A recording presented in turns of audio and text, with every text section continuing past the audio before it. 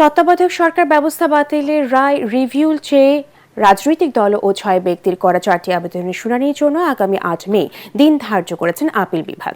জ্যেষ্ঠ বিচারপতি আশফাকুল ইসলামের নেতৃত্বাধীন ৩ সদস্যের আপিল বিভাগে আদেশ দেন।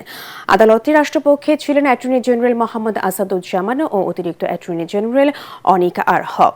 আবেদনের পক্ষে ছিলেন আইনজীবী ব্যারিস্টার রুহুল কুদ্দুস কাজল ও আইনজীবী মোহাম্মদ শিশির মনির। এর আগে ২০১১ সালের ১০ মে সংখ্যাগরিষ্ঠ মতামতের ভিত্তিতে সংবিধানের ত্রয়োদশ সংশোধনী বাতিল ঘোষণা করে রায় দেওয়া হয়। এরপর তত্ত্বাবধায়ক সরকার ব্যবস্থা বিলোপ সহ বেশ কিছু বিষয়ে আনা পঞ্চদশ সংশোধনী আইন ২০১১ সালে ৩০ জুন জাতীয় সংসদে পাশ হয়। ৫ আগস্ট সরকার পরিবর্তনের পরে এই রায় পুনর্বিবেচনার চেয়ে আবেদন করেন সুশাসনের জন্য নাগরিক সুজন সম্পাদক বদিউল আলম মজুমদার। গত ১১ ফেব্রুয়ারি তত্ত্বাবধায়ক সরকার ব্যবস্থা বাতিলের রায় পুনর্বিবেচনা চেয়ে রাজনৈতিক দল ও ৬ ব্যক্তির করা ৪টি আবেদনের শুনানি মুলতবি করেন আপিল বিভাগ।